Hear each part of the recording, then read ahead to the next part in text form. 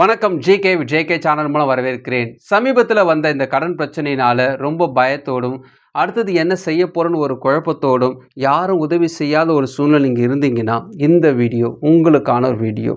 இத்தகைய சூழ்நிலை உங்களுக்கு ஒரு முட்டு சந்து போல இருக்கு. யாரும் உதவி செய்யறதுக்கு யாரும் இல்லை. இதுக்கு மேலே வழியே இல்லை.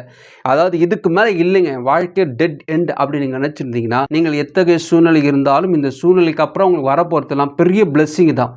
உங்கள் வாழ்க்கை டோட்டலாக மாறப்போகுது. அதுக்காக தான் இந்த விஷயங்கள் வந்திருக்குது. ஸோ இந்த வந்திருக்க விஷயங்கள் என்ன, ஏன் எனக்கு நடந்திருக்குதுன்னு நீங்கள் தெரிஞ்சுக்கிறது ரொம்ப ரொம்ப முக்கியம். ஏன்னா ஒரு பெரிய பிளெஸ்ஸிங் உங்ககிட்ட வரப்போகுதுன்றது உங்களை எதிராளிக்கு நன்றாக தெரியும்.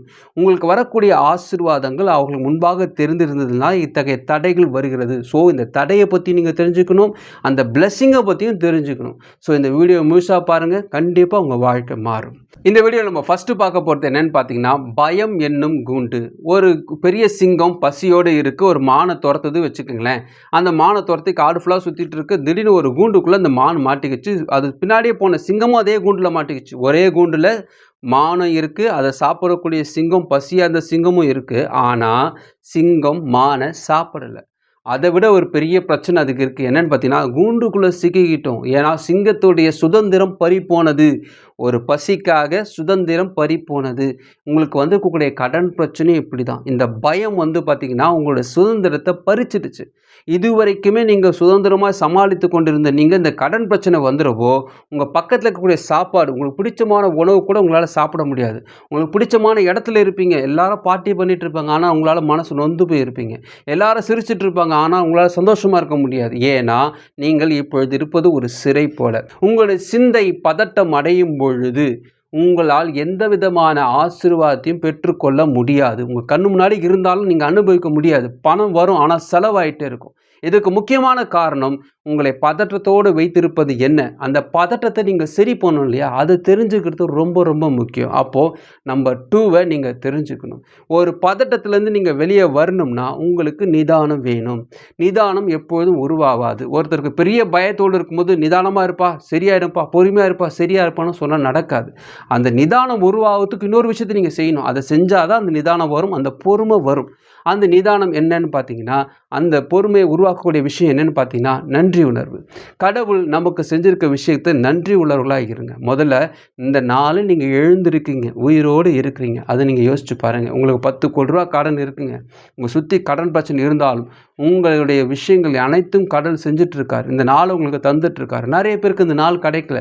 எத்தனை பேருக்கு போரில் அடிபட்டு செத்துட்ருக்காங்க, எத்தனை பேர் நோய்வாய்ப்பட்டு இருக்காங்க, சில பேருக்கு சுவாசிக்க முடியாமல் கஷ்டப்பட்டுருக்காங்க, சில பேர் கண்ணில் பிரச்சனையாக இருக்கும், சில பேர் வாயில் பிரச்சனையாக இருக்கும். ஒவ்வொரு நாளும் அனுபவித்து கொண்டிருக்கும் மோசமான அனுபவித்து கொண்டு எத்தனையோ மக்கள் மத்தியில் இந்த நாளை நீங்கள் பார்த்துட்ருக்கீங்க. ஏதோ இந்த வீடியோ பார்க்குற அளவுக்கு கண் இருக்குல்ல, பார்த்துட்ருக்கீங்க. ஸோ எல்லாமே பார்த்தீங்கன்னா உங்களுக்கு மேலே நீங்கள் மற்றவங்களை காட்டிலும் நல்ல ஒரு விஷயத்தை தான் உங்களுக்கு கடவுள் வச்சுருக்காரு. ஸோ நீங்கள் நன்றி உள்ளவர்களாக இருக்கணும். நீங்கள் சாப்பிட்ற விஷயத்தை கூட எவ்வளோ சாப்பிட்லாம் நீங்கள் பிளான் பண்ணி சாப்பிட்லாங்க. எவ்வளோ தண்ணி குடிக்கலாம் நீங்கள் பிளான் பண்ணி அளந்து கூட தண்ணி குடிச்சிடலாம். ஆனால் எவ்வளவு சுவாசிக்கணுன்றதை நம்ம பிளான் பண்ணி சுவாசிக்கிறோம். அப்போது நீங்கள் என்ன சுவாசிக்கணும் என்பது கடவுள் திட்டம் பண்ணியிருக்கார். எவ்வளோ சுவாசிக்கணும், உங்கள் ஹார்ட் பம்ப் எவ்வளோ தூரம் பம்ப் ஆகணும், எவ்வளோ தூரமான உங்களுடைய கொலஸ்ட்ரால் நடக்கணும், உள்ளே எவ்வளோ தூரம் நீங்கள் மூச்சுக்காய வேலை செய்யணும், ஒவ்வொரு சிஸ்டமும் எப்படி வேலை செய்யணும்னு நீங்கள் பிளான் பண்ணி நடக்குது. அப்போ உங்களுக்குள்ளே உங்களுக்கு அறியாமையே கடவுள் உங்களுக்குள் வச்சு அனைத்தும் செஞ்சுட்டு இருக்காருன்னா இந்த விஷயத்தை அவர் செய்ய மாட்டாரா? ஸோ அப்போ நீங்கள் என்ன பண்ணணும்னா, ஃபஸ்ட்டு நன்றி உள்ளவர்களாக இருந்து, ஆண்டவரே நன்றி ஆண்டவரே. நீங்கள் எத்தகைய மதத்தை சார்ந்தவர்களாக இருந்தாலும் சரி, முதல்ல நன்றி உள்ளவர்களாக இருங்க. உங்களுக்கு பயம் போகணுன்னா ஃபஸ்ட்டு நிதானம் வரணும். அந்த நிதானத்துக்கு ஃபஸ்ட்டு நீங்கள் நன்றி உள்ளவர்களாக இருக்கணும். உங்களுக்கு நன்றி உணர்வு அதிகமாக அதிகமாக இந்த நாள் முழுதும் நினச்சி நன்றி சொல்லிகிட்டே இருங்களேன், அந்த பயமே உங்கள்கிட்ட இருக்காது. நிதானமாக இருந்தீங்கன்னா நாளை உருவாகக்கூடிய வெற்றியை இன்றைய நிதானம் தீர்மானிக்கிறது. இந்த நாள் முழுதும் நீங்கள் நிதானமாக இருந்து பாருங்கள், உங்களை வெற்றியை உறுதி செய்யப்படும். உங்களுடைய எதிராளி உங்களை அழிப்பதற்கு பெரிய கத்தியும் பெரிய கடபாரி ஈட்டிலாம் எடுத்துகிட்டு அழிக்க மாட்டாங்க. சின்ன ஊசி வச்சு எங்கே குத்துனா நீங்கள் உங்களுடைய பிரச்சனையை தடை செய்ய முடியும் உங்களுக்கு நன்றாக தெரியும். விரக்தியை கொண்டு வருவாங்க. இந்த விரக்தி கொண்டு வந்துட்டாங்கனாவே சின்ன ஊசி தான். எங்கே நடக்க போகுது, எப்போ மாறப்போகுது, இந்த சின்ன ஊசி தான் அங்கே மாற்றத்தை கொண்டு வரும். அப்போ என்ன ஆகணும், உங்களுக்குள்ளே பயமும் வந்துடும். ஸோ நன்றியை நீங்கள் தயவு செஞ்சு உங்களுக்குள்ளே கட்டாயப்படுத்தி நன்றி உணர்வாயிருங்கள். ஏன்னா இதுதான் நிதானத்தை உருவாக்கும். ஸோ இந்த நிதானம் உருவான பிறகு அடுத்தது என்ன ஆகும்? கடவுள் கொடுக்கக்கூடிய பிளெஸ்ஸிங் உங்களுக்குள் வேலை செய்ய ஆரம்பிச்சிடும். நம்பர் 3, கடவுளின் வழியை கணிக்க முடியாது. கடவுள் வழி எப்படி வருவார், எப்படி செய்வாருன்ட்டு நம்ம பிளான் பண்ணிகிட்டே இருப்போம். நீங்கள் சொல்கிறீங்க கடவுள் செய்வார்னு சொல்கிறாங்களே, எப்படி செய்வார்? இப்படின்னு வருமா, அப்படின்னு வருமா? நீங்கள் யோசிக்கவே வேணாம். நீங்கள் நிதானமாக இருந்தீங்கன்னாவே கடவுள் நம்பிக்கை அதிகமாகிடும்.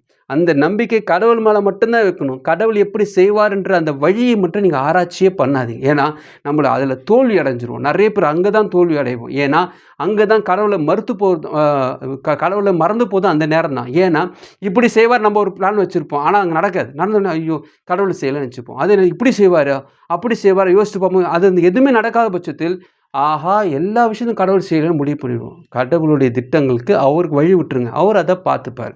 நீங்கள் எதுவும் பிளான் பண்ணாதீங்க. ஒரு பெரிய ரூமுக்குள்ளே உங்களுக்கு உண்டான புதையல் இருக்குது, செல்வம்லாம் இருக்குது, கதவு பூட்டப்பட்டிருக்கு, பெரிய பூட்டு தொங்குது, உங்கள்கிட்ட ஆயிரக்கணக்கான சாவி இருக்குது. அந்த சாவியில் ஒன்று தான் எடுத்து பூட்டை திறக்கணும்.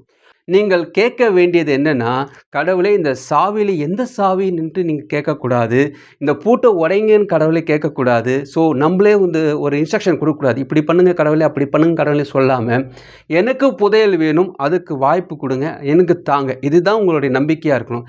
ஏன்னா கடவுளுக்கு இப்படி தான் போகணும் வழி கிடையாது. அவர் நினச்சார்னா இன்னொரு வழியை உருவாக்கி அதை திறந்து வச்சு போப்பான்னுவார். ஸோ அவர் வழிகளை நம்ம கண்டுபிடிக்கவே முடியாது. அதனால் இன்ஸ்ட்ரக்ஷன் நம்ம கொடுத்து அதில் நம்ம தோல்வி அடைவோம். அதனால் நீங்கள் அதை கொடுக்காதீங்க. கடவுள்கிட்ட வழிகளை மட்டும் கேளுங்க. பைபிளில் இஸ்ரேல் மக்கள் ஒருத்தங்க இருந்தாங்க. அவங்க ஒரு எகிப்தில் ரொம்ப அடிமைப்பட்டு இருந்தாங்க.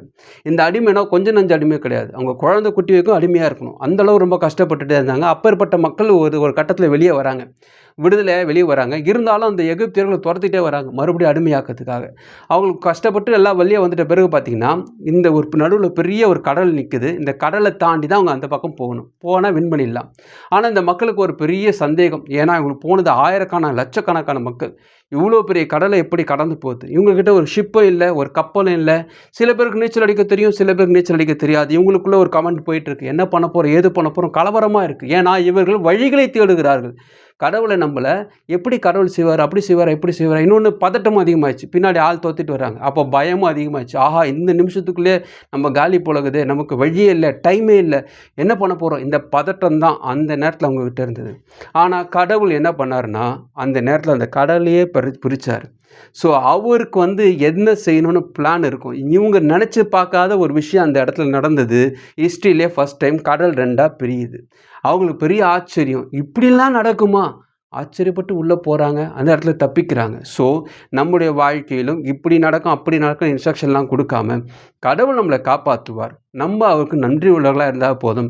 எந்தகைய பிரச்சனை இருந்தாலும் வெளிவர முடியும். இதை நீங்கள் செய்கிறதுக்கு சும்மா இருந்தாவே போதும். நீங்கள் நன்றி உள்ளவர்களாக இருந்தாங்க, மனசு அமைதியாகிடும். உங்களை நன்றி உணர்வு உங்களை நிதானத்துக்குள்ளே கொண்டு வரும். இந்த நிதானமானது கடவுள் உங்களுக்குள் வேலை செய்வதை சுலபமாக்கும். நீங்கள் பதற்றத்தோடு இருந்தீங்கன்னா அவர் வேலை செய்ய முடியாது. ஒரு முடிவெட்ட போனால் கூட உங்கள் தலைகளே ஆட்டினீங்கன்னா சரியாக முடிவெட்ட முடியாது இல்லையா அவரால். அதே போல் இந்த பல்லு பிடுங்க போனால் அமைதியாக இருந்தால் தான் ஒழுங்காக பல்லு பிடுங்க முடியும். அதே போல் ஒவ்வொரு விஷயத்தையும் சொல்லலாம். ஒரு டாக்டர்கிட்ட போனீங்கன்னா அவர்கிட்ட உங்கள் விஷயத்தை கொடுத்துட்டிங்கன்னா, உடம்பை கொடுத்தீங்கன்னா அமைதியாக இருந்தால் தான் அவர் வேலை செய்ய முடியும். அதே போல் கடவுள்கிட்ட உங்கள் விஷயத்தை கொடுத்துட்டிங்கன்னா நீங்கள் நிதானத்தோடு இருந்தால் தான் அங்கே வேலை செய்ய முடியும், வழிகளை உருவாக்க முடியும்.